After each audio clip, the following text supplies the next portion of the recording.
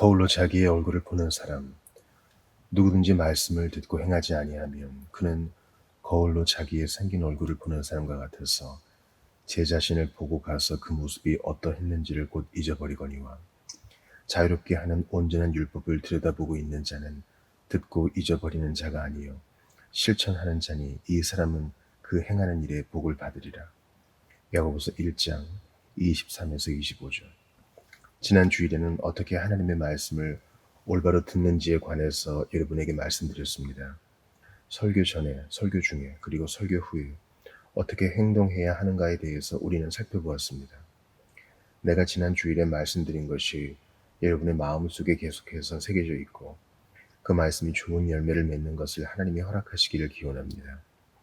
오늘 설교에서는 말씀을 진정으로 듣고 복받는 사람과 그것을 듣기는 했지만 잊어버렸기 때문에 복을 받지 못하는 사람을 구별해 보고자 합니다.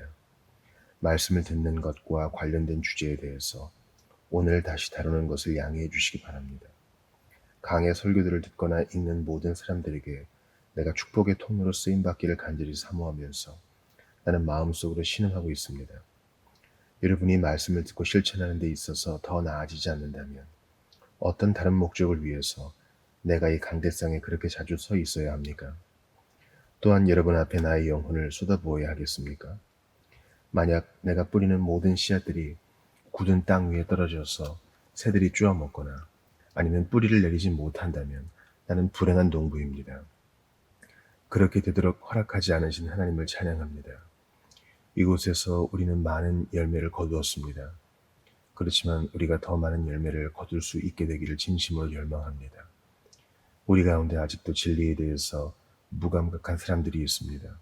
그래서 하나님의 말씀이 그들 안에 심어지지 않습니다. 이 사람들은 결코 구원받지 못하는 것인가요? 그들은 여전히 계속해서 말씀을 듣습니다. 정중한 태도로 말씀을 존중하면 듣습니다. 그러나 그들은 아직 말씀을 행하는 자들이 아닙니다. 사도 바울처럼 우리는 탄식해야 할 것 같습니다. 그러나 그들이 다 복음을 순종하지 아니하였도다. 로마서 10장 16절. 그들은 복음을 들었습니다. 그것을 어느 정도 이해했습니다. 그러나 그들은 그것에 순종하지 않았습니다. 말씀의 명령에 순종하도록 그들을 강권하는 권능과 함께 복음이 그들에게 오지 않았습니다. 왜냐하면 그들이 복음을 듣고 실천하지 않았기 때문입니다. 만약 마지막 날에 이곳에서의 복음 사역과 관련하여 내가 기쁨이 아니라 슬픔으로 하나님 앞에서 결과보고를 해야 한다면 그것은 나에게 비극적인 일입니다. 왜냐하면 그것이 나의 가슴을 아프게 하겠지만 여러분에게도 나의 수고가 도움이 되지 않았을 것이기 때문입니다. 심판날에 내 설교를 들었던 여러분을 만나게 된다는 것을 나는 압니다. 또한 그때 하나님이 나에게 복음 사역과 관련된 보고서를 요구하신다는 것도 압니다. 가장 철저하며 양심적으로 그 보고서가 작성될 것입니다. 여러분은 그 보고서에 어떻게 기록되어 있을까요? 마지막 심판의 날, 찬란한 영광의 빛 아래에서 그것이 읽혀질 것입니다. 이 세상에서의 모든 날들은 그날을 위해서 있는 것입니다. 어떤 내용이 여러분에 대해서 기록되어 있을까요? 나는 여러분 모두를 그리스도에게 순결한 동정으로 드리기를 간절히 원합니다. 그러나 그렇게 되지 못할 것 같아서 두렵습니다. 여러분 가운데 어떤 사람들에게는 나의 다름질이 헛되고 수고가 무익하게 될 것 같아서 두렵습니다. 그럴 가능성이 있다는 걸 생각하면 나는 슬퍼서 머리를 떨어뜨리게 됩니다. 오, 사랑하는 청중 여러분, 복음을 거부하여 여러분 자신들의 영혼을 파멸시키는 것으로 인해서 나를 기진맥진하게 만들지 마십시오. 지금 즉시 우리 주 예수님에게 돌아오시기 바랍니다. 그날의 그리스도 안에서 여러분이 하나님 아버지의 환대를 받으시기를 원합니다. 자비가 무한하신 하나님이 여러분에게 이러한 은혜를 베푸시기를 축원합니다. 본문에는 두 가지 상황에 대해서 명백하게 언급되어 있습니다. 첫째, 말씀을 듣고 행하지 않는 사람에 대해서입니다. 그는 말씀을 듣지만 유익을 얻지 못합니다. 그는 거울로 자신의 얼굴을 보는 사람으로 표현되어 있습니다. 둘째, 말씀을 통해서 유익을 얻는 사람이 소개됩니다. 그는 온전한 율법을 들여다보고 있는 자라고 묘사되어 있습니다. 성령님이 도와주셔서 우리가 이 두 부류의 사람들을 분명하게 파악할 수 있기 바랍니다. 첫째로 거울을 보는 것에 대한 언급이 있습니다. 거울을 보는 것이 대단한 일은 아닙니다. 여성은 말할 것도 없이 모든 시대에 걸쳐서 사람들은 자신의 모습을 보는 것을 좋아합니다. 옛날에는 오늘날과 같이 얼굴 모습을 선명하게 비춰주는 거울이 없었습니다. 옛날 사람들은 반질반질하게 광택을 낸 노쇠나 그것과 비슷한 금속으로 만들어진 거울을 사용했습니다. 이 거울들도 그것들을 들여다보는 사람들에게 상당히 분명하게 그들의 얼굴 모습을 비춰주었습니다.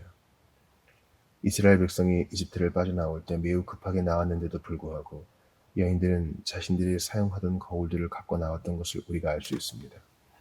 그것은 여인들의 특성에 부합되는 행위였습니다. 다른 것들을 가지고 나오는 것을 잊어버릴 수 있었겠지만 여인들은 거울들을 갖고 나오는 것을 잊어버리지 않았습니다. 화장을 하기 위해서 여인들에게 거울은 반드시 필요했던 것입니다. 그런데 광야 생활을 할 때 여호와에 대한 이 여인들의 신앙심이 허영심을 이겼습니다. 왜냐하면 제사장들이 손과 발을 씻는 데 필요한 물두멍, 곧 큰 대야를 만들어야 했을 때 회막문에서 시중 들던 여인들은 자신들이 사용하던 거울로 그것을 만들도록 헌납하였기 때문입니다. 그런데 거울을 사랑하는 것은 지금도 일상생활 속에서 사소한 일들 가운데 하나일 것입니다.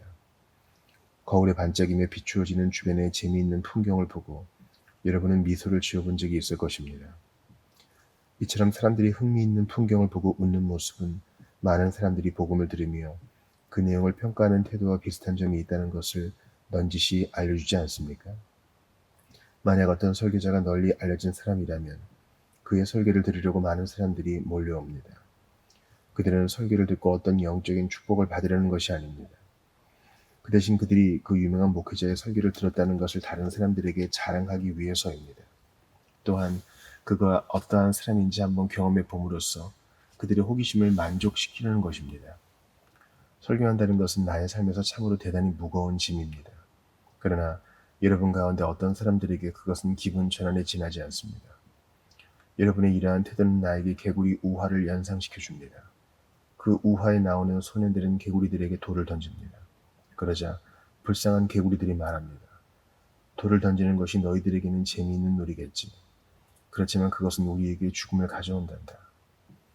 오늘 여러분은 한가하게 호기심을 갖고 내 설교를 들을지 모릅니다. 그러면서 설교 내용에 대해서 매우 혹독하게 비판할 수도 있을 것입니다. 그러나 만약 여러분이 복음이 주는 복들을 받지 못하면 나는 가슴이 섬뜩해집니다. 세속적인 동기를 갖고 복음을 듣는다면 그것은 여러분에게는 재미거리일 것입니다. 그러나 그것은 나에게는 죽음을 뜻합니다. 내가 최선을 다해서 진지하게 목회했는데도 불구하고 여러분이 저주에 이를 수 있다는 가능성에 대해서 생각할 때 지옥의 안개와도 같은 어두침침한 그림자가 내 마음에 어른거립니다. 내가 열심히 일하지만 아무런 결과를 얻지 못할 수도 있는 것입니까? 그것보다 더 안타까운 것은 내가 가르치고 설득하고 간청했던 모든 것들이 여러분에게 책임을 더해준다는 사실입니다. 그러면 여러분은 장차 더욱 무거운 죄의 짐 아래 놓이게 되는 것이 아닙니까? 그러한 무서운 일이 일어날 수 있다는 것을 생각할 때 하나님의 종으로서 나는 두려워 떱니다. 만약 여러분이 하나님을 믿고 그를 의지하는 삶을 산다면 내 삶이 의미가 있을 것입니다. 그러나 만약 여러분이 하나님에게 끝까지 돌아오지 않는다면 내가 차라리 태어나지 않았으면 좋았을 걸 하며 나는 괴로워할 것입니다. 나는 진지하게 진리를 선포합니다. 하지만 그것이 회개하지 않는 여러분에게 결국 죽음의 쓴맛을 보게 한다면 차라리 손바닥으로 바닷물을 퍼내는 것이 나에게 더 좋을 것입니다. 여러분, 마지막 날에 복음을 듣는 것은 가장 진지하고 엄숙한 과제라는 사실이 밝혀질 것입니다. 많은 사람들은 복음을 듣는 것을 가볍게 여기고 있습니다. 그러나 그것은 결코 사소한 일이 아닙니다. 거울을 들여다보면서 재미를 느끼는 것보다 그것은 이루 말할 수 없이 중요한 일입니다. 앞으로 얼마나 오랜 시간이 지나야 여러분이 이 사실을 깨달을 수 있을까요? 거울로 자기의 생긴 얼굴을 보는 사람과 관련하여 맨 먼저 이 점을 상기시켜 주고자 합니다. 하나님의 진리의 말씀을 듣는다는 것은 거울을 보는 것과 같습니다. 어떤 설교자들은 설교를 통해서 아름다운 그림들을 그려서 사람들에게 보여주는 것이 그들에게 주어진 일이라고 생각합니다.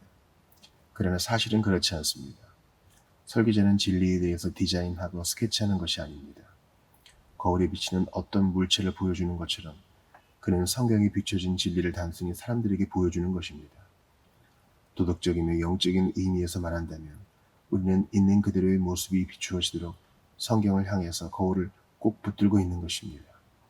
그래서 사람들이 스스로 그 모습을 보게 합니다. 더욱이 우리는 스스로 이러한 거울을 만드는 것도 아닙니다. 단지 그 거울을 꼭 붙잡고만 있습니다. 우리의 생각이 아니라 반드시 하나님의 생각을 사람들의 마음속에 들려주어야만 합니다. 그러면 그것은 듣는 사람에게 자신이 누구인지 깨닫게 해줍니다. 여호와의 말씀은 감추어진 비밀들을 계시해 줍니다. 그것은 듣는 사람에게 어떤 삶을 살아야 하는지 가르쳐 줍니다. 또한 그 사람의 생각과 마음속에 어떠한 것들이 들어있는지 보여줍니다. 그래서 말씀에 들어있는 하나님의 생각은 그 사람의 진정한 자아가 무엇인지 깨우쳐 줍니다.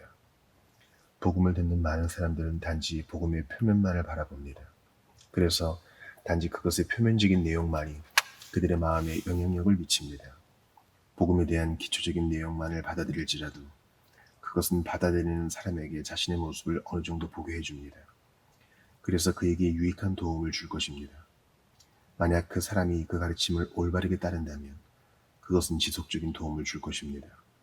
형제자매 여러분, 그러나 초보적인 가르침만으로는 중요한 축복들을 받는 것을 기대할 수 없습니다. 복음에 의해서 부유해지기를 원하는 사람은 반드시 복음을 깊이 파야만 합니다. 꾸준히 더욱 깊이 파야 합니다. 좋은 품질의 금을 더 많이 캐내려고 하는 사람은 반드시 광맥을 따라서 갱도를 더욱 깊이 파내려가야만 합니다. 새들이 물의 표면을 살짝 스치고 순식간에 날아오르는 것처럼 우리의 생각이 말씀의 표면만 스치고 지나가지 않도록 주의합시다. 반면에 조개들 속에 은밀하게 들어있는 진주를 찾으려고 바닷속으로 깊이 잠수하는 해녀들처럼 우리도 하나님의 말씀 안으로 깊숙이 몰입합시다. 거울처럼 성경은 사람의 본성을 정확하게 반영해 줍니다. 그래서 말씀은 사람이 자신의 모습을 올바로 보게 해줍니다. 다른 사람들이 그를 보는 것처럼 보게 하지 않습니다. 왜냐하면 다른 사람들은 때때로 실수를 하기 때문입니다. 또한 자신이 자신을 보고 싶은 대로 보는 것과도 다릅니다. 왜냐하면 그는 자신을 불공평하게 평가하기가 매우 쉽기 때문입니다. 그러나 하나님이 그 사람을 보듯이 성경은 그가 자기 자신을 올바로 보게 합니다. 성경이 죄인을 어떻게 묘사하는지 살펴보십시오. 사람이여, 바로 그것이 여러분의 모습입니다. 여러분의 타락한 마음, 반역하는 의지, 어두워진 이해력을 보십시오. 형제자매 여러분, 그 마음, 그 의지, 또한 그 이해력이 바로 여러분의 것입니다. 하나님의 진리의 말씀을 들을 때 죄인의 눈에 비치는 자신의 모습은 어떠합니까? 말씀을 들여다보면서 그는 이렇게 말할 것입니다. 나는 나 자신이 이 모습보다는 훨씬 더 아름답다고 생각했습니다. 이 죽은 깨와 점들이 있으리라고는 결코 상상할 수 없었습니다. 내가 그렇게 찡그린 표정을 하고 있다는 것을 전혀 알지 못했습니다. 내 얼굴에서 어떤 부분은 너무 크고 또한 다른 부분은 지나치게 작다는 사실도 몰랐습니다. 이처럼 거룩한 책, 하나님의 말씀은 인간의 본성에 대해서 아첨하지 않습니다. 사실 그대로 말해줍니다. 또한 진정한 설교자도 그와 같은 비열한 짓은 시도하지 않습니다. 인간의 본성에 대해서 다음과 같이 명백하고 솔직하게 성경에 증거되었습니다. 다 치우쳐 함께 무익하게 되고 선을 행하는 자는 없나니 하나도 없도다. 로마서 3장 12절. 하나님의 말씀이 계시되면 우리의 양심이 일깨워집니다. 또한 우리는 자신의 영적인 참모습을 있는 그대로 볼 수 있습니다. 그 모습을 보고 나서 그것이 자신이 이제까지 그토록 자랑하던 바로 그것이라고는 거의 상상하지 못했을 것입니다. 하나님의 은혜로 영적인 시력이 회복되면 사람은 자기 자신의 참모습을 봅니다. 그러면 추하지만 진정한 자신의 모습을 매우 미워하게 됩니다. 그래서 자신이 깨끗해지고 새로워지는 것을 추구하게 됩니다. 만약 그것을 추구하지 않는다 해도 그는 적어도 자신의 비참한 모습을 보기는 했습니다. 그리고 자신의 영적인 실상을 깨닫는 기회를 가졌습니다. 하나님의 말씀에 비추어진 자신의 모습은 살아있는 그대로의 모습입니다. 아마도 여러분은 거울에 비친 자기 모습을 보고 매우 놀라서 그것에 사납게 지저대던 개를 본 적이 있을 것입니다. 만약 자기가 흉내내는 소리가 반영된다면 앵무새는 그것을 자기가 모방하고 있는 대상이 내는 소리라고 착각할 것입니다. 이와 같이 모든 동작과 소리가 정확하게 그대로 반영되기 때문에 개나 앵무새가 놀라는 것은 당연할 것입니다. 그것들은 자신들이 놀림을 받고 있다고 추측할 것입니다. 그런데 진정한 설교자는 사람들의 삶을 철저하게 파헤쳐서 그것을 낱낱이 밝히기도 합니다. 그래서 때로 그들의 생활에 대해서 세부적으로 언급하는 경우도 있습니다. 참된 목회자는 사람들의 삶의 모습을 충실하게 묘사하지만 그것은 실제적으로 하나님의 말씀의 거울에 비추어진 생생한 모습 그대로인 것입니다. 선지자 나단이 다윗 왕에게 말했던 것처럼 손가락으로 어떤 사람을 가리키며 당신이 바로 그 사람이요 라고 말할 필요가 거의 없습니다. 왜냐하면 설교를 듣고 있는 사람은 어떤 말씀이 자신에 대해서 말하고 있다는 것을 스스로 깨닫기 때문입니다. 거울 속에 비치는 사람의 모습은 움직입니다. 표정도 바뀝니다. 겉모습도 변합니다. 마찬가지로 하나님의 말씀도 다양한 단계와 감정과 상황에 따라서 사람에 관해서 설명합니다. 진리 그 자체인 성경은 사람에 관한 모든 것을 알고 있습니다. 그리고 성경은 알고 있는 것을 말해줍니다. 설교를 듣는 사람들 가운데 많은 사람들이 종종 이렇게 말합니다. 어떤 사람이 분명히 목사님에게서 나와 관련된 그 사실을 말해주었을 것입니다. 그렇습니다. 누군가 설교자에게 말해주었습니다. 당신이 침실에서 행하는 일을 하나님 자신이 그의 종에게 계시해 주셨습니다. 성령님은 분명한 의도를 갖고 목회자의 손을 인도하십니다. 그래서 목회자는 성령님이 원하시는 사람들의 머리 위에 안수하는 것입니다. 사람들은 흔히 설교자가 그들이 겪고 있는 상황을 구체적으로 알고 거기에 알맞은 설교를 해주기를 원합니다.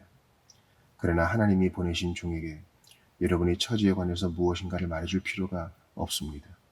왜냐하면 그것에 대해서 잘 모르기 때문에 그는 더욱 큰 권능으로 설교할 것이기 때문입니다.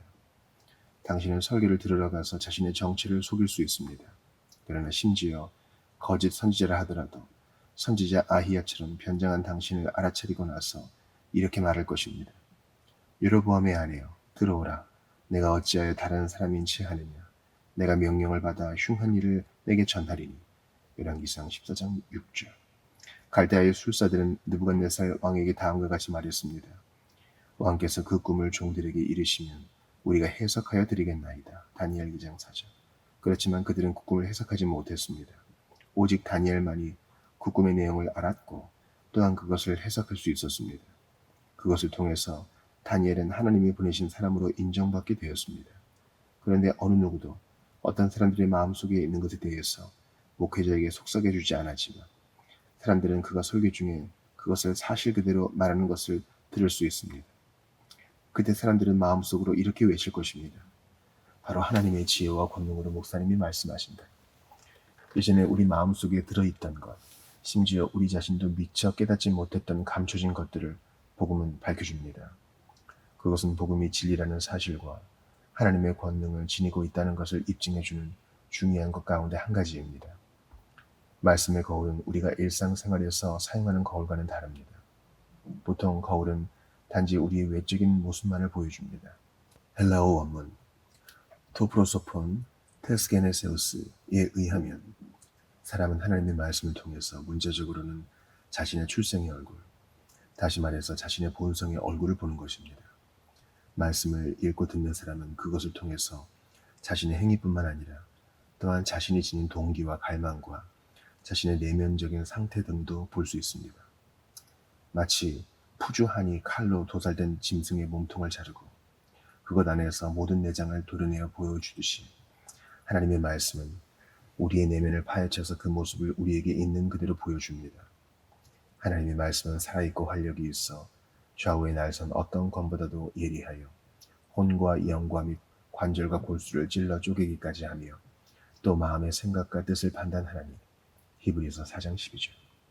둘째, 말씀을 듣는 많은 사람들은 말씀의 거울로 자신의 모습을 보는 것입니다. 그는 거울로 자기의 생긴 얼굴을 보는 사람과 같아서 제 자신을 보고 가서 23, 24절. 정말로 그는 자신의 모습을 봅니다. 왜냐하면 그렇게 하지 않을 수 없기 때문입니다. 하나님의 계시에 전적으로 눈이 멀 정도로 그는 그렇게 어설프게 말씀을 듣는 사람이 아닙니다. 그는 봅니다. 그는 자신을 봅니다. 그는 자신의 본성의 얼굴을 봅니다. 자신이 어떠한 본성을 지녔는지를 깨닫습니다. 그는 설교를 들으며 깊이 생각합니다. 그래서 말씀의 진리를 자신에게 어떻게 적용할지 알아냅니다. 그리고 자신의 약점과 결점에 주목합니다. 때로 자신에 대해서 너무 선명하게 보기 때문에 그는 자신이 본 곳에 대해서 놀라게 됩니다. 사마리아 여인처럼 그는 이렇게 외칩니다. 내가 행한 모든 일을 내게 말한 사람을 와서 보라. 요한복음 4장 29절. 미개인들이 맨 처음 거울을 보면 그들은 어떻게 반응할까요? 그들은 깜짝 놀라서 뒤로 물러섭니다. 그리고 서로 이렇게 묻습니다. 어떻게 이런 일이 일어날 수 있지? 사랑하는 여러분, 여러분 가운데 아직 회개하지 않는 사람들은 말씀이 때때로 여러분의 아픈 곳들을 찌를 때 쩔쩔맸던 적은 없었습니까?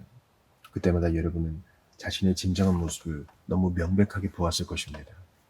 그 진실을 부인하고 그곳으로부터 도망갈 수 없었을 것입니다. 그 대신 그것에 대한 놀라움으로 가득했을 것입니다. 그렇지만 여러분이 놀라고 있기만 한다면 내면의 비참한 모습을 본 것이 여러분에게 무슨 소용이 있겠습니까? 이와 같이 설교를 듣는 이들은 말씀의 거울이 훌륭하다는 것을 찬양할 줄 압니다. 그것이 신뢰할 만하다고 좋게 말합니다. 여러분은 그들이 이런 말을 하는 것을 들어보았을 것입니다. 그 사람은 하나님의 진정한 종입니다. 그는 매우 진실하고 용기 있게 설교합니다. 이들의 이러한 평가는 좋습니다. 그런데 말씀과 관련하여 이들은 더 이상 긍정적인 진전을 보여주지 못합니다. 슬프게도 위와 같은 칭찬을 받을 수 없는 설교자들이 오늘날 많이 있습니다. 나는 어떤 특수한 거울을 본 적이 있습니다. 그것은 실제의 모습보다 내 얼굴을 더 길게 만들기도 하고 또 더 넓게 만들기도 하는 것이었습니다. 이것으로는 내 얼굴 모습을 결코 있는 그대로 볼 수 없었습니다. 이처럼 인간의 본성에 대해서 미화시키거나 거짓되게 말하는 목회자들을 나는 알고 있습니다. 한편 만약 거울이 얼굴에 묻어있는 검댕이나 때를 분명하게 보여주고 있는데도 얼굴을 깨끗하게 씻지 않는다면 무슨 의미가 있습니까? 사랑하는 여러분, 나는 여러분에게 언제나 신실하기를 원합니다. 만약 여러분이 자신에게 신실하지 않다면 나의 신실함이 여러분에게 무슨 도움을 줄 수 있겠습니까? 만약 여러분이 주 예수님에게 더러운 것들을 없애달라고 간구하지 않는다면 내가 여러분에게 그것들을 보여주어야 할 필요가 어디 있습니까? 여러분 가운데 많은 사람들은 이것보다는 어느 정도 더 앞으로 나아갑니다. 왜냐하면 자신의 모습을 있는 그대로 바라본 이후에 이들은 한 걸음 더 나아가서 진지하게 결심하기 때문입니다. 예, 그렇습니다. 이들은 이렇게 결심합니다. 나는 회개할 것입니다. 예수 그리스도를 구주로 믿을 것입니다. 죄악된 행위들을 버리고 공의를 실천할 것입니다. 그러나 아쉽게도 이들의 좋은 결심은 연기처럼 곧 사라지고 맙니다. 그래서 아무런 열매를 맺지 못합니다. 말씀에 비추인 자신들의 적나라한 모습을 보고 나서 이들은 스스로의 힘으로 자신의 마음과 생각과 삶을 변화시켜야 한다는 결심을 합니다. 그러나 그들 자신의 힘만으로는 그들의 결심을 만족할 만하게 실행할 수 없습니다. 사랑하는 여러분, 그러므로 여러분은 거듭나야만 합니다. 왜냐하면 여러분이 위로부터 다시 태어나지 않는다면 여러분 자신이 지닌 선한 능력이란 아침 구름이나 새벽 예술과 같기 때문입니다. 이것들은 곧 사라져 버립니다. 이와 같이 여러분의 훌륭한 감정들과 결심들도 마찬가지입니다. 이 교회, 이 기도의 집에서 하나님의 지혜와 권능을 의지하지 않고 스스로 실천하고자 하는 사람들이 얼마나 많이 있었습니까? 그렇지만 이렇게 생각하는 사람들의 결심은 그만 물거품이 되고 말았습니다. 우리의 과일 나무들에 많은 꽃들이 피었습니다. 그것들은 많은 수확을 기대하게 했습니다. 그러나 안타깝습니다. 비바람으로 인해서 많은 꽃들이 나뭇가지에 꼭 붙어 있지 못했습니다. 한박 눈송이처럼 땅바닥에 떨어지고 말았습니다. 이와 같이 설교를 듣고 있는 많은 사람들의 마음속에도 풍성한 열매를 기대하게 하는 꽃들이 활짝 피어 있습니다. 그러나 그 꽃들은, 다시 말해서 그 결심들은 영혼을 구원하는 열매를 맺지 못합니다. 오 하나님의 영이시여, 그와 같은 일이 일어나지 않도록 이 교회를 변화시켜 주시옵소서. 연약해서 변하기 쉬운 그들을 도와주시옵소서. 결심하고 또 결심하지만 그것을 실천에 옮기지 못해서 그들이 죄악 가운데 죽지 않게 하옵소서. 그 다음에 어떤 말씀이 기록되어 있습니까? 제 자신을 보고 가서 그 모습이 어떠했는지를 곧 잊어버리거니와 라는 말씀에 대해서 진지하게 생각해 보시기 바랍니다. 곧 많은 사람들이 말씀 안에서 그들이 본 것으로부터 떠나간다는 것입니다. 24절에서 두 가지 주요한 요소는 보고, 가서, 곧 잊어버린다는 것입니다. 이 두 가지는 서로 밀접하게 연결되어 있습니다. 내가 그것이 강조하는 바를 여러분에게 충분히 전달하는 것은 쉽지 않습니다. 본문에 언급되고 있는 사람은 자기 자신의 모습을 매우 급하게 봅니다. 마치 지나가면서 보는 것처럼 봅니다. 곧바로 떠나갑니다. 그리고는 자신의 모습이 어떠한지 금방 잊어버리고 맙니다. 왜냐하면 그는 급하고 부주의하게 스쳐가는 듯이 보았기 때문입니다. 그는 말씀을 들었습니다. 그러나 그것으로 끝이었습니다. 그의 마음속에 말씀이 더 이상 울려 퍼지지 않았습니다. 설교가 끝나면 말씀을 듣는 것도 끝나버린 것입니다. 이처럼 말씀의 거울을 통해서 자신의 실질적인 모습을 보고 난 이후에 많은 사람들은 특별히 시간을 내어서 자신에 대해서 더 이상 생각해 보려고 하지 않습니다. 내일 아침이 되면 그들의 머리와 귀에는 사업과 관련된 생각과 이야기로 가득 채워질 것입니다. 아침에 그들은 상점 창문들의 덮개를 열어 제칩니다. 하지만 동시에 그들의 영혼의 창문들을 덮개로 씌워버립니다. 그는 사무실에서 일에만 몰두합니다. 그러므로 그는 기도의 골방에 들어갈 수 없습니다. 그의 성경책 위에는 사업 장부들이 차곡차곡 쌓여 있습니다. 진정한 부를 추구하기 위해서 그는 전혀 시간을 내지 않습니다. 덧없이 흘러가 버릴 사소한 일들이 그의 마음을 지배하고 있습니다. 여러분은 세상 일을 사업이라고 부릅니다. 그런데 여러분은 영혼이 구원받거나 저주받는 일을 너무 사소한 것으로 여기고 있기 때문에 그것을 위해서 아무 때라도 잠시 시간을 낸다면 충분하다고 생각하는 것입니까? 과연 여러분의 생각이 그렇지 않습니까? 마지막 숨을 몰아쉴 때까지 여러분은 구원과 관련된 문제를 미루려는 계획을 갖고 있지 않습니까? 하나님이 이 어리석은 짓으로부터 여러분을 구원해 주시기 바랍니다. 세상 사업에만 몰두하는 것으로 인해서 더 이상 여러분의 영혼을 손상시키지 않기를 간절히 원합니다. 한편 자신들을 몰두하게 만들 만한 어떤 특별한 일이 없는 사람들도 있습니다. 이들은 말씀의 거울로 어느 정도 관심을 갖고 자신들의 모습을 봅니다. 그 다음에 이들은 삶의 즐거움을 찾아서 자기들의 길을 걸어갑니다. 무엇을 하며 시간을 보내야 하는지, 또한 지루한 시간을 어떻게 하면 빨리 지나가게 하는지가 그들이 주로 해결해야 할 어려운 과제입니다. 만약 소중한 일을 위해서 아껴야 할 시간을 멸망을 향해서 가는 길 위해서 여러분이 헛되이 사용하고 있다면 여러분의 미래는 어떻게 되겠습니까? 도중에 어떤 사람을 우연히 만나게 되어 그가 어디로 가느냐고 묻는다면 여러분은 농장이나 상점으로 가고 있다고 대답할 수 없을 것입니다. 여러분은 농장이나 상점을 갖고 있지 않기 때문입니다. 또한 여러분은 주어진 시간 속에서 무엇을 해야 할지 잘 모릅니다. 그렇지만 슬프게도 여러분은 자신의 영혼과 하나님에 대해서 숙고해 보려고 잠깐의 시간도 할애하지 않습니다. 그래서는 안 됩니다. 자신들의 길을 고집하고 있기 때문에 이런 사람들의 영혼은 지금 지옥을 향해서 가고 있습니다. 하나님, 이들에게 무한한 자비를 베풀어 주시옵소서. 이들에게 지혜를 더하셔서 이들이 천국으로 가는 길을 발견하고 그곳으로 걸어가게 하시옵소서.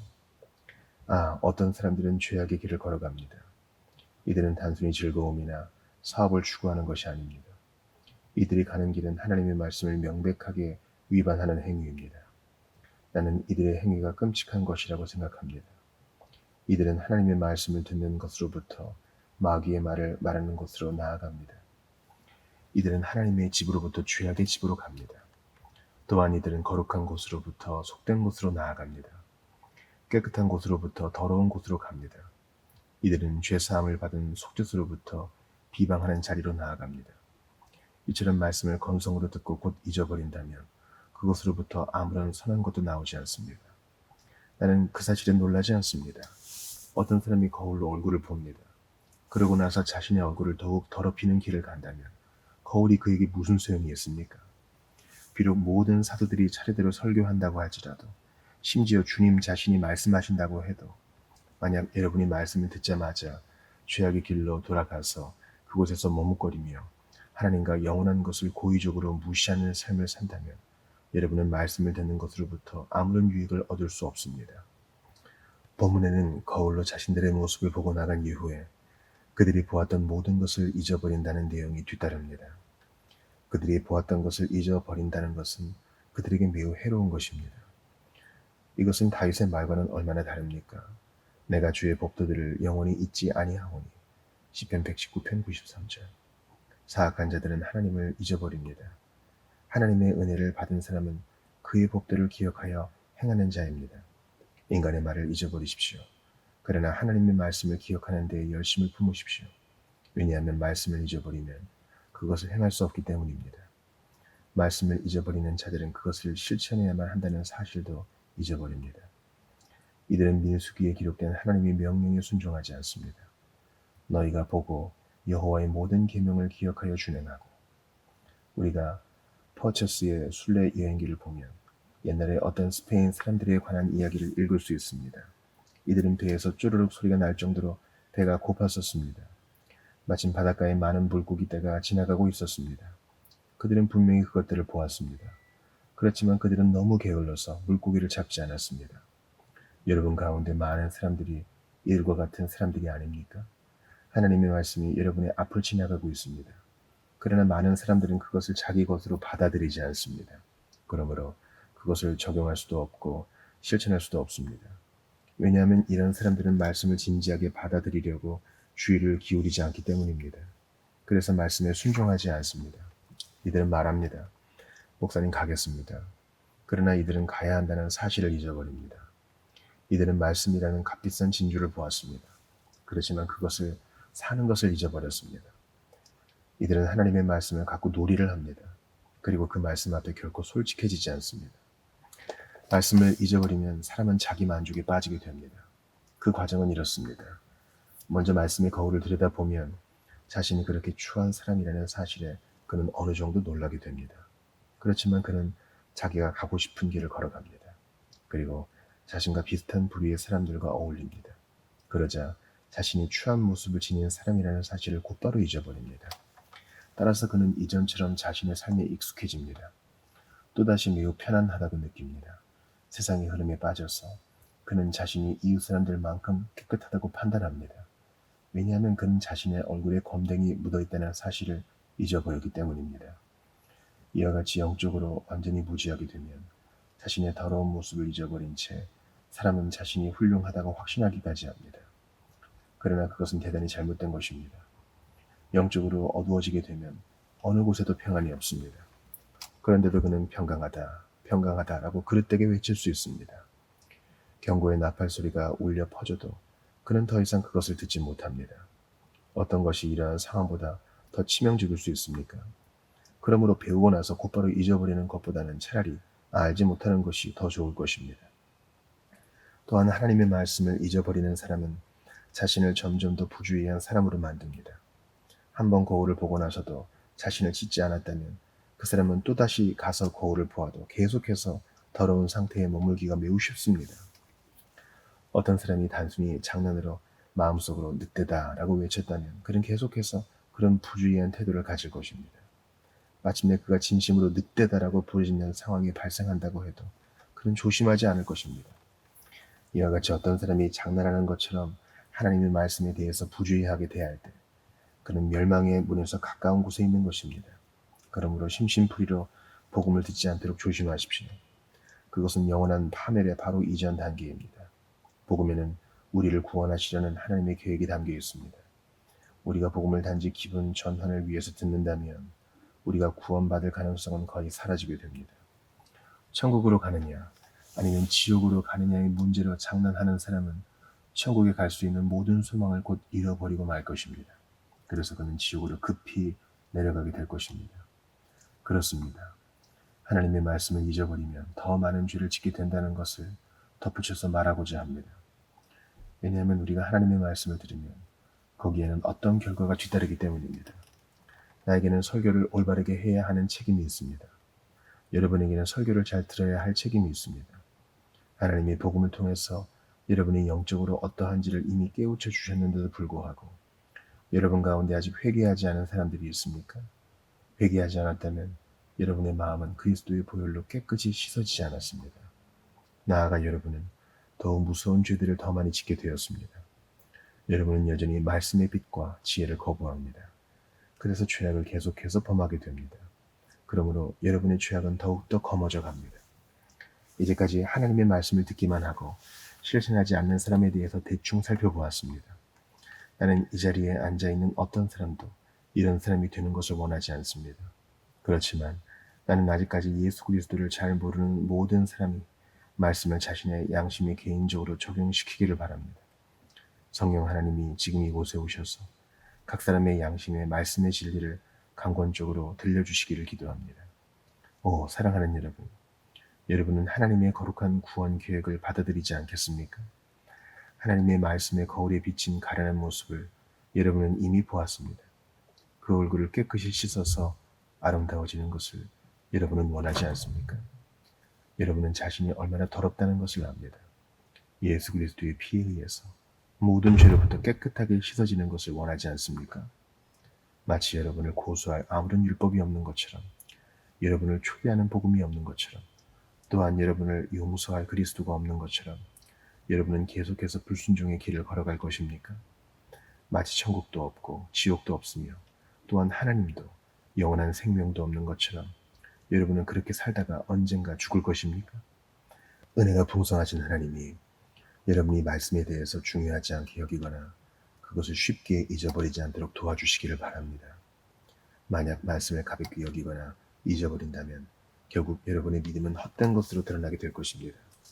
그러므로 여러분이 말씀을 통해서 하나님이 예비하신 축복을 받기를 간절히 기도합니다. 그렇지 않으면 말씀에 의해서 저주를 받습니다. 이제부터는 하나님의 말씀을 진정으로 들어서 복받는 사람에 대해서 다루고자 합니다. 좀 더 주의 깊게 들으시기 바랍니다. 그는 단순히 거울을 들여다보는 사람이 아닙니다. 본문에 율법을 들여다보는 자로 묘사되고 있습니다. 곧 자유롭게 하는 온전한 율법을 들여다보고 있는 자는 듣고 잊어버리는 자가 아니요 실천하는 자니 이 사람은 그 행하는 일에 복을 받으리라. 25절. 지금 이 순간 내 마음속에는 언약교회 속죄소 위에 있는 두 그룹들의 모습이 떠오릅니다. 이 그룹들은 우리에게 모험을 제시합니다. 그것들은 정금으로 만들어진 은혜의 보좌, 시은자 위에 있었습니다. 우리가 서 있는 곳은 그리스도가 대속을 이루신 곳입니다. 우리는 그곳에서 안식을 얻습니다. 그룹들이 은혜의 보좌에 붙어 있듯이 우리도 그리스도의 대속과 연결되어 있습니다. 따라서 우리는 계속해서 대속의 장수 안에 머물러 있습니다. 마치 언약궤 안에 놓여있는 율법을 온전히 들여다보기를 원하는 것처럼 그룹들의 눈들은 은혜의 보좌를 내려다봅니다. 그리고 우리도 그리스도의 대속을 통하여 바라봅니다. 우리가 들여다보는 것은 마치 투명한 유리처럼 순결한 정금과도 같은 것입니다. 다시 말해서 중보자이신 그리스도를 통해서 우리는 자유롭게 하는 완전한 율법을 들여다봅니다. 그룹들처럼 우리는 복된 무리들 안에 있습니다. 그들처럼 우리도 사랑을 주고받으며 서로 사랑의 눈길로 바라봅니다.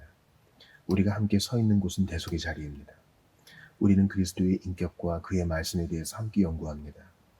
여호와께서 명령을 하신다면 곧 날아갈 수 있도록 날개들을 펼치고 있는 천사들처럼 우리는 모두 준비된 자세를 취하고 있습니다. 이 점에서 우리는 그룹들과 같다고 말할 수 있습니다. 그들처럼 우리도 지극히 높으신 분의 은밀한 처소에 살고 있습니다. 빛 가운데 거하시는 하나님의 빛이 바로 그곳에 비칩니다. 하나님이 임재하심으로 인해서 그곳에는 영광이 가득합니다. 마치 거울을 들여다보는 것처럼 우리가 하나님의 말씀을 부주의하게 들여다보아서는 안 됩니다. 그 대신 우리는 새 언약 아래에 있는 우리의 율법으로서 말씀을 진지하게 응시해야 합니다. 사도들이 몸을 구부려서 무덤 안을 들여다보았던 것처럼 우리는 하나님의 복된 율법을 부지런히 연구해야만 합니다. 또한 깨끗해지고 새로워진 마음으로 하나님의 율법을 항상 즐거워해야 합니다. 하나님의 율법은 들여다볼 만한 충분한 가치를 지니고 있다는 사실에 대해서 잘 깨달아야 합니다. 여기서 율법이라는 말은 단순히 십계명만을 가리키는 것이 아닙니다. 그것은 그리스도 안에서 요약되고 성취되고 또한 모범을 보여주면서 제시된 법을 뜻합니다. 복음의 말씀, 곧 그리스도 예수 안에서의 생명의 법은 우리가 깊이 묵상할 만한 가치가 있습니다. 예수님은 우리가 그것을 지키라고 요구하셨습니다. 그것은 여호와가 우리 안에 두고 우리의 마음에 새기겠다고 구약시대의 선지자들을 통해서 약속하셨던 거룩한 율법을 가리킵니다. 그것은 믿음의 법이지 자신의 의를 주장하는 법이 아닙니다. 그것은 하나님의 은혜의 계명으로서 예수 그리스도를 주님으로 믿고 그의 계명들을 지키라는 법입니다. 하나님의 모든 율법은 숙고해 볼 만한 가치가 있습니다. 왜냐하면 우리가 알지 못해서 율법을 범할 수 있기 때문입니다. 또한 율법을 알고 있었더라면 피할 수 있었던 징계를 받을 가능성도 있는 것입니다. 따라서 우리가 어떤 율법에 대해서 모른다면 그것은 하나의 함정입니다.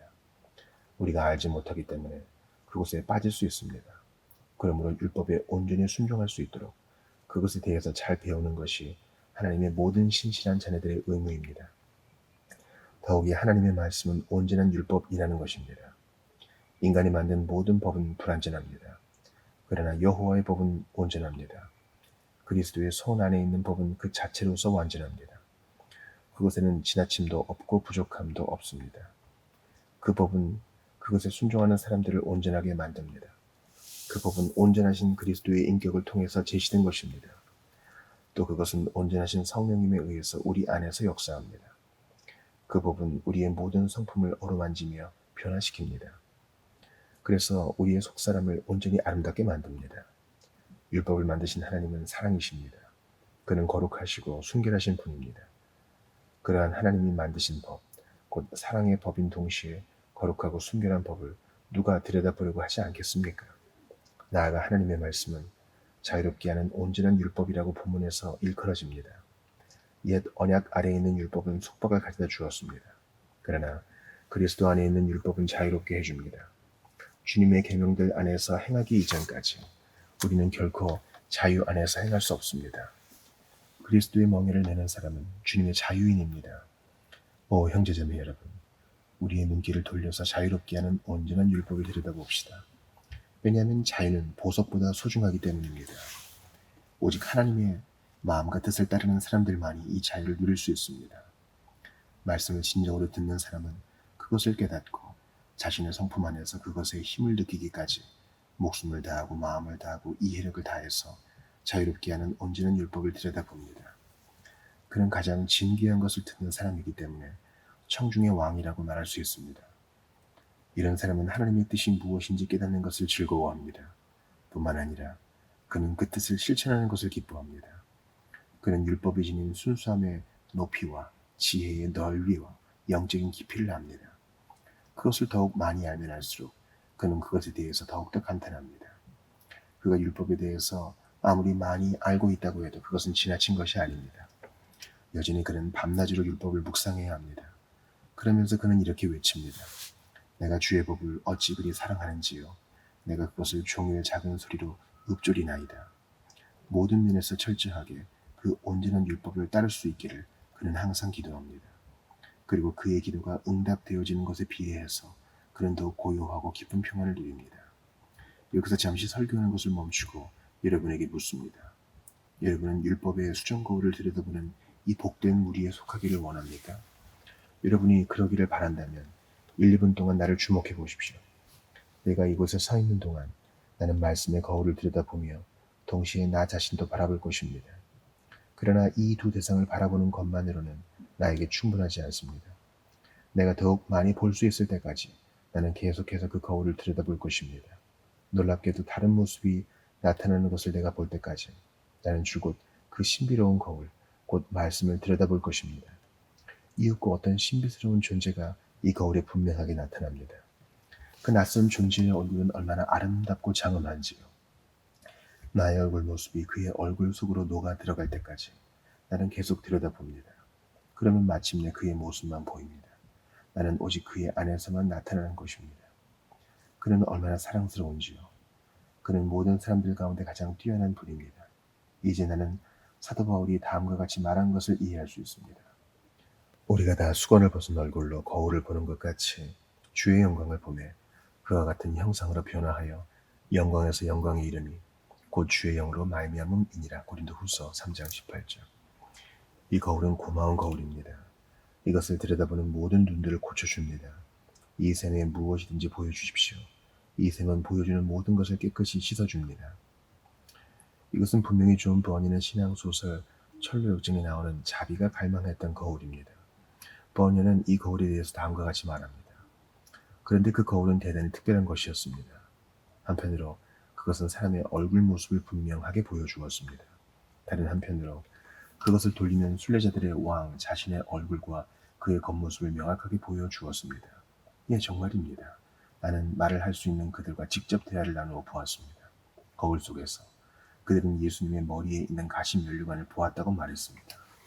또한 그들은 주님의 손과 발과 옆구리에 있는 못자국들도 보았다고 이야기했습니다. 25절에 언급되고 있는 사람은 자유롭게 하는 율법을 들여다봅니다. 그리고 그는 그리스도 안에 있는 모든 완전함을 봅니다. 하나님의 은혜로 놀라운 기적이 일어나서 자신의 얼굴이 그리스도의 형상 안으로 흡수되어 사라질 때까지 그는 율법을 들여다보고 또 들여다봅니다. 분명히 이것은 들여다볼 만한 가치가 있습니다. 이것은 단지 여러분 자신의 모습을 보려고 거울을 들여다보는 것보다는 이루 말할 수 없이 뛰어난 것입니다. 나는 여러분에게 다음과 같이 말하지 않을 수 없습니다. 와서 말씀을 보십시오. 이 말씀은 내가 행한 모든 것에 대해서 말해줍니다. 이 말씀은 하나님으로부터 온 것이 아닙니까? 그것이 전부가 아닙니다. 내가 말해야 할 것이 더 있습니다. 곧 말씀 안에서 지금 나는 예수님을 봅니다. 그러므로 나는 외칩니다. 내가 행한 모든 일을 내게 말한 사람을 와서 보라. 이는 그리스도가 아니냐. 요한복음 4장 29절. 그리고 자유롭게 하는 온전한 율법을 들여다보고 있는 사람은 그리스도만 보는 것이 아닙니다. 그 안에서 그는 하나님의 영원하신 영을 보기 시작합니다. 성령님은 자유롭게 하는 율법과 함께 진리에 대해서 증거합니다. 또한 그 진리를 통해서 성령님은 들여다보는 사람에게 역사합니다. 그러면 그 사람은 이렇게 말합니다. 이것은 참으로 복된 율법입니다. 이제 그 율법이 깨끗해지고 새로워진 내 마음에 기록되었습니다. 이처럼 말씀 안에서 우리가 성령님을 볼 수 있다는 것은 얼마나 신비스러운 일입니까?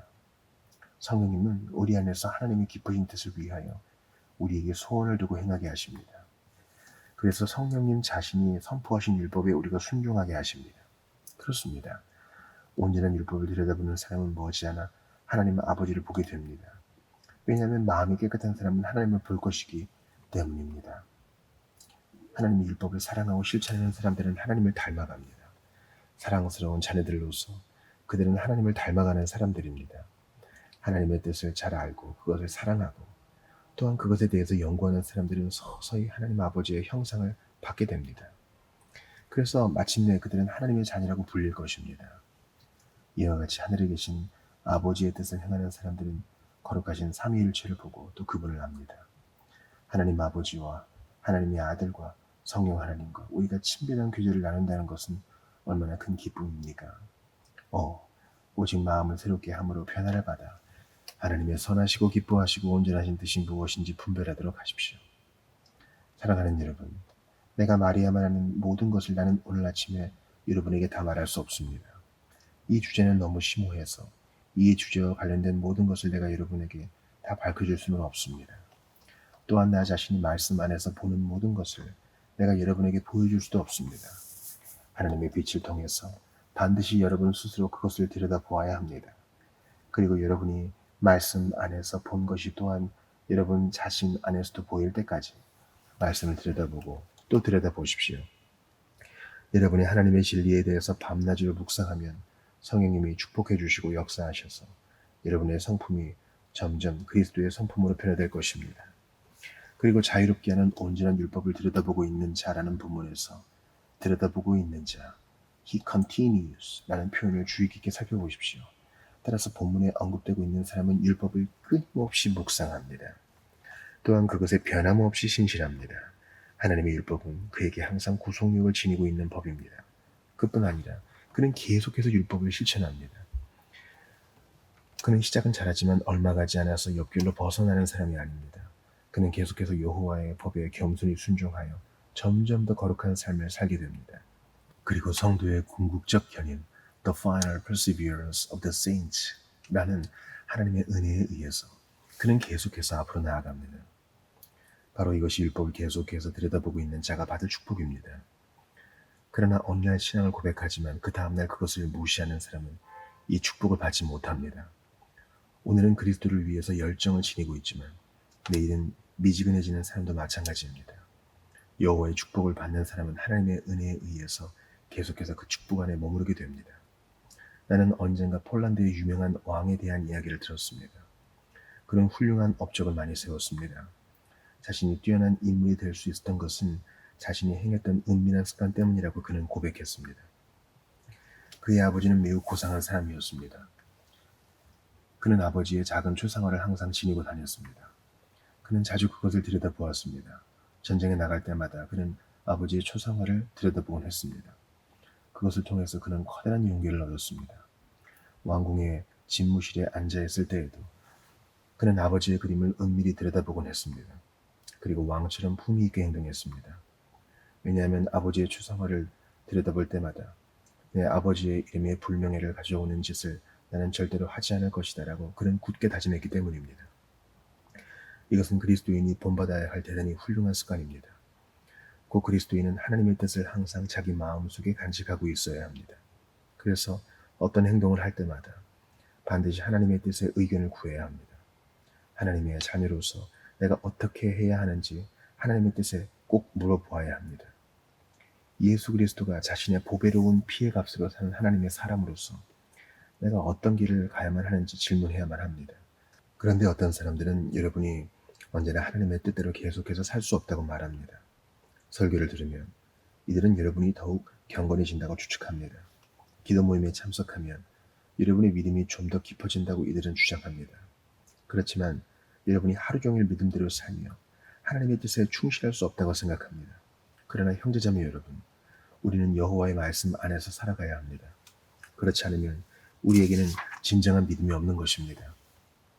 경건한 삶은 가게에서도 부엌에서도 거실에서도 또한 길거리에서도 이루어져야 합니다. 그것은 거룩함을 이루어가는 끊임없는 싸움입니다. 우리는 하나님의 온전한 뜻이 담겨있는 말씀을 들여다보는 것을 날마다 온종일 계속해야만 합니다. 우리가 거룩해지기 위해서 하나님의 말씀을 믿어야 합니다. 주님과 같이 되기 위해서 날마다 주님을 바라보아야 합니다. 내 눈동자 위에 구세주의 형상이 그려진다면 얼마나 좋겠습니까? 그러면 그리스도를 통하지 않고는 나는 아무것도 볼 수 없을 것입니다. 여러분의 마음속에 있는 모든 방에 그리스도의 초상화를 걸어놓는다면 그것은 바람직한 일입니다. 나는 여러분이 살고 있는 집에 그렇게 하라고 말하는 것이 아닙니다. 만약 그렇다면 그것은 우상 숭배로 이어질 수 있습니다. 그 대신 여러분의 생각과 마음속에 있는 모든 방에 그리스도의 그림을 걸어 놓으라는 것입니다. 언젠가 나는 온통 거울들로 장식되어 있는 방에 들어갔던 적이 있습니다. 그 방에 들어서자마자 아마도 내 모습을 15개나 보았던 것 같습니다. 나의 판단으로는 하나면 충분하지 분명히 14은 필요하지 않았던 것입니다. 그러나 나의 모든 존재가 그러한 방처럼 되기를 나는 원합니다. 그리스도가 내 안에 들어오실 때마다 나는 모든 곳에서 그가 자신의 모습을 볼 수 있기를 바랍니다. 위에서도 밑에서도 왼쪽에서도 또한 오른쪽에서도 곧 그리스도가 내 안에 있는 모든 곳에서 그의 형상을 바라볼 수 있다면 얼마나 좋겠습니까? 내 본성의 가장 은밀한 곳에도 그리스도의 빛이 비추고 있어서 내 마음속에 어두운 부분이 아무 곳에도 없다면 그리스도처럼 살아서 내가 그의 삶을 새롭게 나타낼 수 있다면 우리는 거울 안에 있는 자신의 모습만 들여다보아서는 안 됩니다. 우리 자신이 거룩하신 주 예수님의 모든 아름다움을 반영하는 거울이 되어야 합니다. 그러나 이것은 일시적 의로가 아니라 반드시 계속해서 이루어져야 한다는 것을 기억하시기 바랍니다. 왜냐하면 진실한 마음을 지닌 사람은 자유롭게 하는 온전한 율법을 계속해서 들여다본다고 본문에 명시되었기 때문입니다.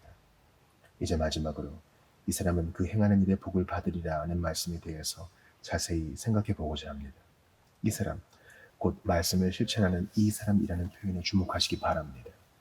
이 지시대명사는 손가락과 같은 역할을 합니다. 어떤 사람이 기도하러 성전에 올라갔습니다. 그는 얼마나 훌륭한 신사처럼 보이는지요. 그는 두 눈썹 사이에 눈에 잘 띄도록 경문을 달았습니다. 그의 겉옷 끝에는 옷술이 달려 있습니다. 그는 푸른색으로 정교하게 짜인 기다란 옷술을 자랑합니다. 그는 매우 높은 지위에 있는 사람입니다. 그 사실을 한눈에 보아서 알 수 있습니다. 그는 성전 안에서도 눈에 잘 띄는 곳에 서 있습니다.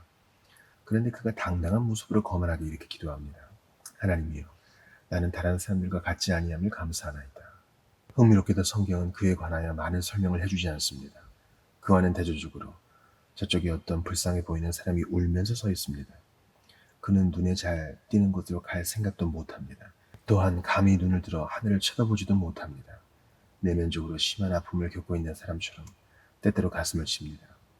마침내 그는 다음과 같이 부르짖습니다. 하나님이여 불쌍히 여기소서. 나는 죄인으로소이다.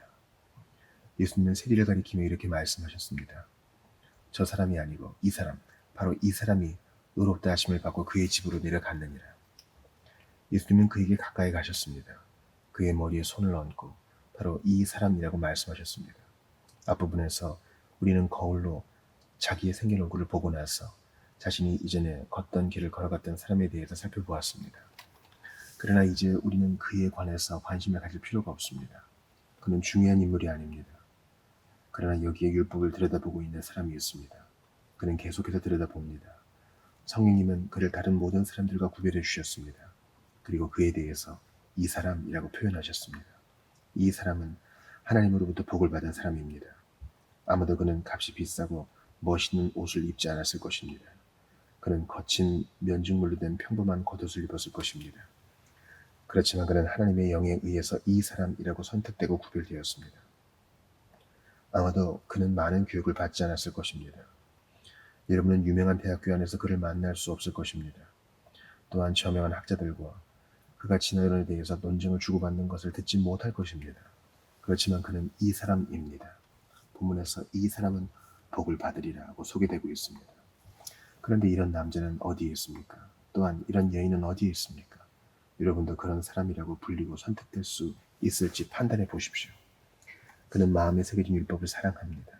여러분도 그 사랑 안에 거하고 있는지 살펴보시기 바랍니다. 이 사람은 그 행하는 일에 복을 받으리라. 어떤 사람은 이 말씀을 듣고 이렇게 질문합니다. 진정한 믿음을 지닌 사람이 복받는 것을 내가 보지 못하는데요. 그렇지 않습니다. 당신은 말씀을 실천하지 않아서 보지 못하는 것입니다. 이 사람은 그가 행하는 일에 복을 받는 것입니다. 하나님의 계명들을 지키면 큰 상급을 받습니다. 대체로 신앙의 내용을 구체적으로 실천하는 데에 신앙생활의 축복이 있습니다. 교리에 대해서 숙고하기만 하는 것이 아니라 하나님의 말씀에 순종해야 축복을 받습니다. 그러므로 본문에서 이 사람은 그의 행하는 일에 복을 받으리라고 표현된 것입니다. 말씀에 순종하여 그의 주인이자 주님이신 분을 구체적으로 섬기기 때문에 그는 복을 받습니다. 이 사람은 그가 행하는 일을 위해서가 아니라 그가 행하는 일 안에서 복을 받는 것입니다.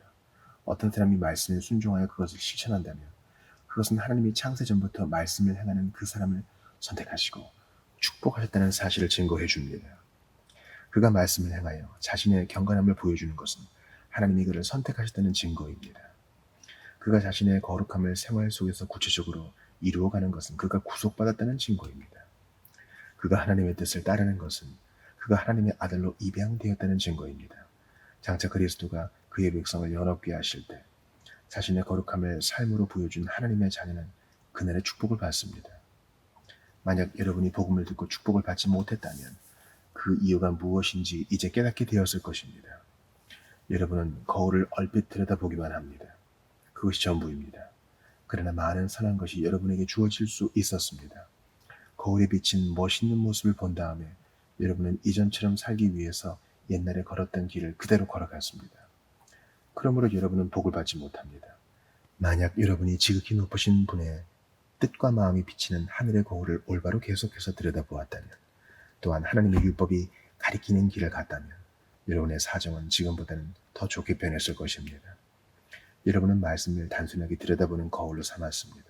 그 대신에 만약 여러분이 그것을 창문으로 삼아서 그리스도 안에서 하나님을 발견했다면, 또한 그리스도 안에서 온전한 거룩함을 얻었다면, 나아가 그리스도를 신뢰하고 의지했다면 주님은 여러분에게 좀 더 고상하고 훌륭한 삶을 살 수 있게 하셨을 것입니다. 그래서 여러분은 그리스도를 닮을 수 있었을 것입니다. 그 결과로 여러분이 행하는 일에 복을 받았을 것입니다. 옛날 이스라엘 백성이 에발산과 그리심산에서 했던 것처럼 나는 오늘 아침 여러분에게 축복과 저주를 선포합니다.